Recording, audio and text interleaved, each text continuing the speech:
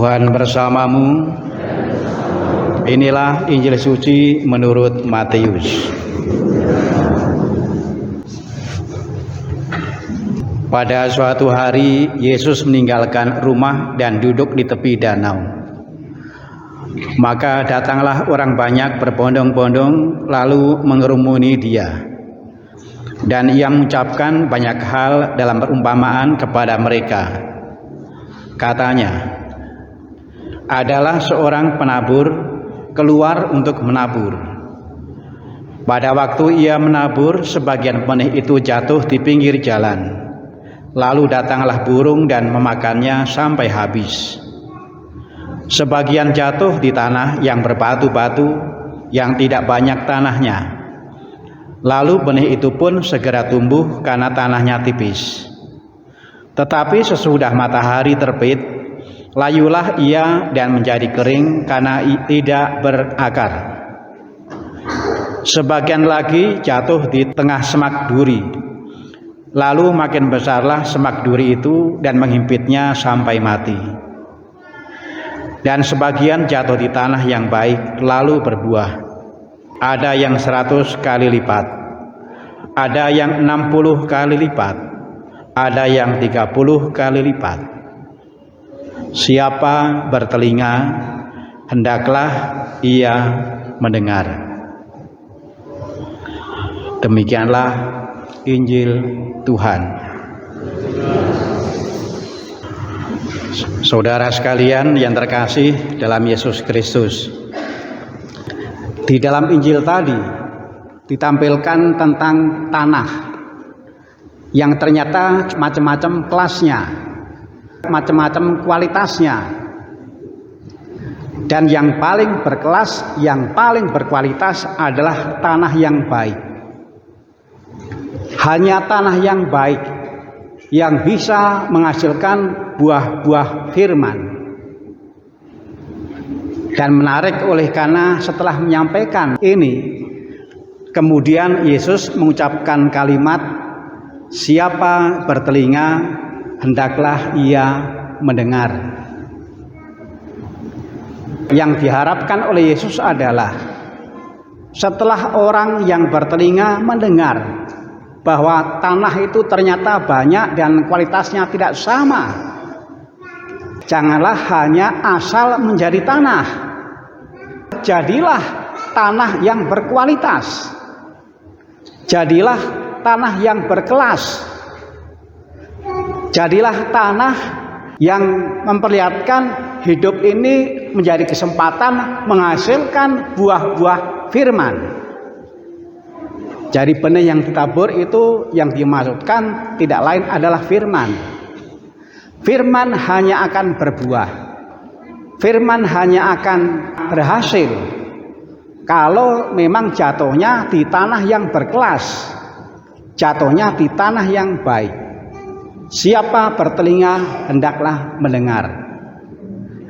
Jadi ini berbicara tentang bagaimana membangun sebuah karakter, bagaimana membangun sebuah sikap terhadap firman.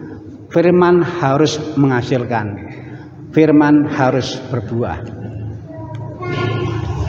Saudara sekalian yang terkasih dalam Yesus Kristus, Yesus itu punya perhatian terhadap banyak bidang. Salah satu bidang penting yang juga mendapatkan perhatian dari Yesus adalah bidang pendidikan. Maka kita bisa mengerti mengapa kok gereja itu juga menaruh perhatian di bidang pendidikan. Bukan hanya asal memperhatikan, ada banyak hal yang bisa diperhatikan. Tetapi mengapa gereja kok juga menaruh perhatian terhadap bidang pendidikan?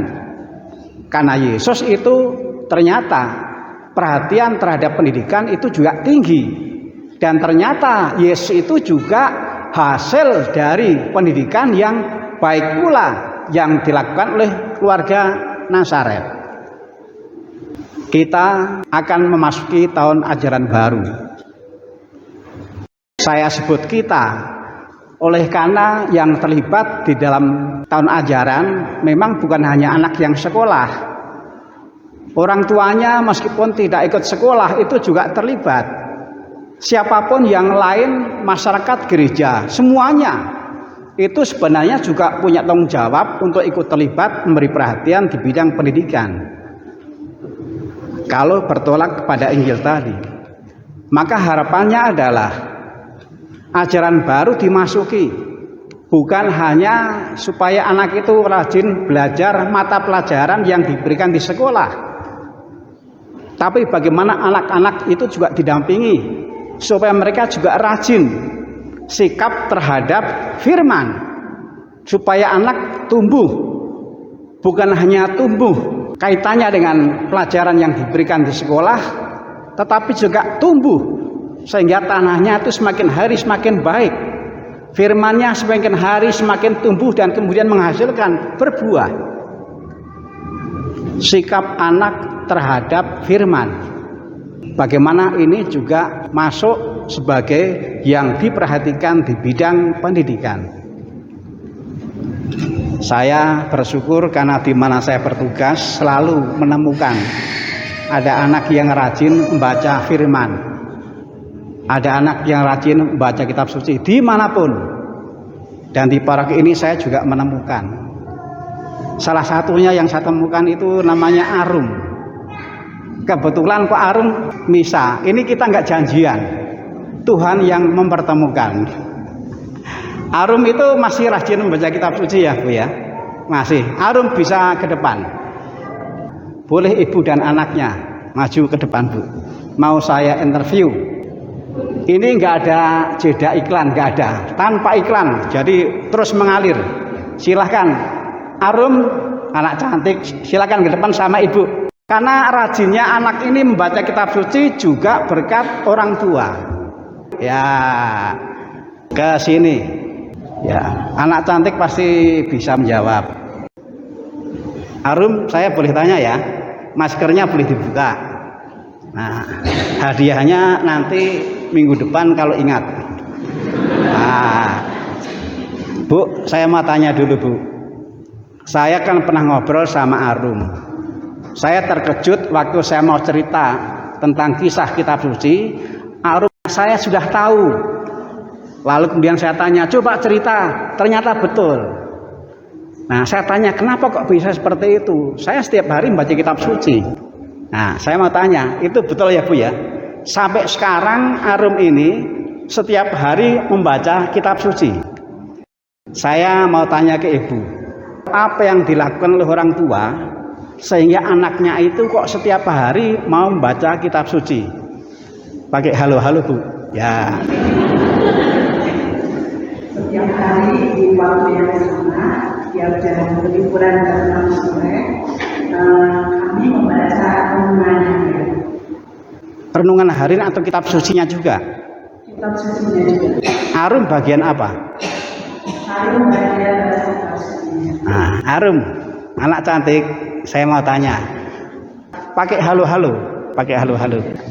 Arum, apa yang dirasakan ketika membaca kitab suci? Senang atau tidak? Senang ya. Membaca kitab sucinya biasanya jam berapa? Jam 6. Jam 6 sampai jam 7. Yang dibaca itu dicari sendiri atau dicarikan oleh orang tua? Dicari sendiri. Lalu mencarinya itu pakai apa? Pakai catatan, ada petunjuk atau asal buka? Asal buka. Kalau misalnya ternyata sudah pernah dibaca lagi. Enggak, jadi asal buka tapi dicermati dulu ya. Jadi kalau ternyata sudah dibaca lalu cari yang lain. Kalau membaca kitab suci itu yang dilakukan setiap jam 6, jam 7 ya. Nah, biasanya Arum mengingatkan, mengajak, atau yang diingatkan, yang diajak oleh orang tua? Biasanya, hah? Biasanya Arum yang mengajak ibu. Yang lebih sering yang mana? Anak yang mengajak ibu. Dan ibunya sering nanti dulu, sinetronnya belum selesai, atau siap, langsung siap. Jadi ibu kalau diajak anak untuk membaca kitab suci bersama, langsung bersedia. Arum, kitab suci yang dibaca itu yang seperti apa? Apakah kitab suci yang seperti biasa dipakai oleh orang dewasa, atau kitab suci yang versi anak-anak? Hah? Kitab suci anak-anak. Kitab suci anak-anaknya didapat di mana? Di depan itu ada Pak Aan, saya kenal, itu umat Sukamulya. Dia jualan mainan. Saya lihat nggak jualan kitab suci anak-anak. Nah, saya yakin pasti nggak dibeli di situ. Itu dibelinya di mana? Atau ada yang membelikan? Dari nenek. Betul, Bu. Dari nenek ya. Neneknya belinya di mana itu? Saya biasanya kalau beli itu gorengan soalnya. Saya mau tanya ini. Neneknya belinya di mana? Tahu? Ibu mungkin tahu? Neneknya belinya di mana? Belinya di toko. Belinya di toko buku. Di mana itu? Oh, di Bandung. Apakah pernah belinya tidak di Bandung tapi di tempat lain? Nggak tahu ya. Apakah dimungkinkan misalnya belinya online? Itu nggak bisa online. Nggak atau nggak tahu? Kalau neneknya Arum tidak pernah. Ibu pakai halo-halo. Pakai halo-halo. Soalnya yang di belakang tidak mendengar. Kebetulan telinga saya yang berfungsi itu kanan. Ini yang kiri jadi susah. Makanya harus pakai ini, Bu. Neneknya Arum tidak pernah beli online. Kalau beli selalu di Bandung. Ke Bandungnya per apa? Per bulan, per minggu? Oh, tapi kalau kitab suci itu awet kok ya. Awet ya. Jadi saya mau tanya ke ibunya, bagaimana awal mulanya? Awal mulanya kok kemudian melahirkan sebuah kebiasaan. Setiap jam 6 sampai jam 7 anak membaca kitab suci bersama orang tuanya. Bagaimana awal mula membangun kebiasaan ini? Pakai halo-halo. Nah, awal mulanya bagaimana? Awal mulanya dari dulu juga sudah membiasakan diri jam 6 itu membaca kitab suci. Jadi kebiasaan ini memang sudah dimulai dari dulu. Sejak tahun berapa tuh? Zaman Jepang, zaman Diponegoro, atau kira-kira sejak tahun berapa, Bu? Kalau masih ingat, kira-kira? Lebih intensnya setelah menikah. Jadi kira-kira berapa tahun yang lalu? 20 tahun yang lalu. Jadi ini sudah berlangsung selama 20 tahun. Nah, awal mulanya 20 tahun yang lalu, awal mulanya melahirkan kebiasaan yang bagus yang setelah 20 tahun masih bertahan. Apa, Bu? Awal mulanya. Kalau nggak ingat ya ngarang saja. Karena ini hubungan dengan suami melalui bacaan suci. Jadi ini menjadi komitmen bersama dengan suami. Supaya di keluarga juga ada kebiasaan bersama membaca kitab suci. Kapan Arum ini mulai senang yang bagian membaca? Masih ingat? Semenjak mulai belajar membaca kelas 1. Jadi kelas 1. Ketika Arum ini sudah mulai belajar membaca, nah, lalu belajar membacanya itu juga diberdayakan untuk belajar membaca kitab suci. Arum, anak cantik, bagus ya. Saya janji nanti saya beri hadiah, tapi minggu depan kalau ingat. Nah, para bapak dan ibu, saya hanya mau menampilkan sebuah fakta, sebuah kenyataan. Ternyata mendampingi anak juga supaya rajin membaca kitab suci itu bukan suatu yang muluk. Fakta yang disaringkan, yang kita saksikan bersama memperlihatkan hal itu. Bukan yang muluk, itu bisa.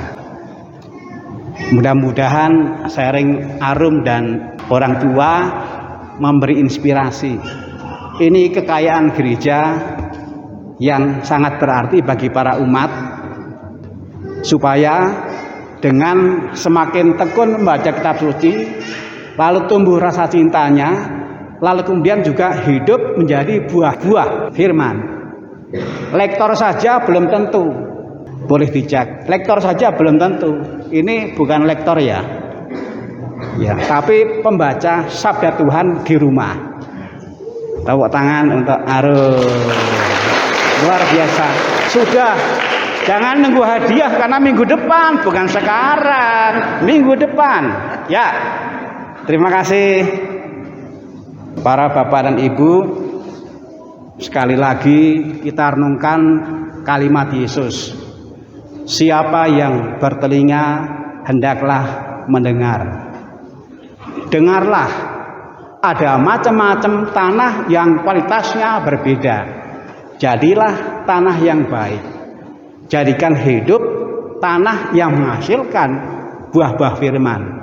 Dan cara sederhana untuk ke sana adalah kita harus tekun bersikap baik, tekun membaca kitab suci, membaca firman sebagai tahapan supaya hidup kita melahirkan buah-buah firman. Tuhan memberkati.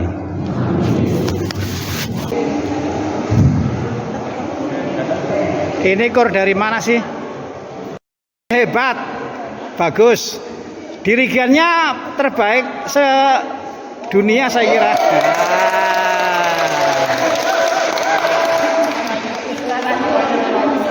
Organisnya juga terbaik se-RT.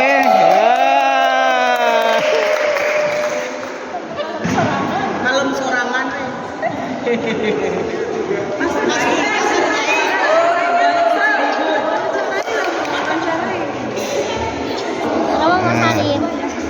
Saya yang berterima kasih.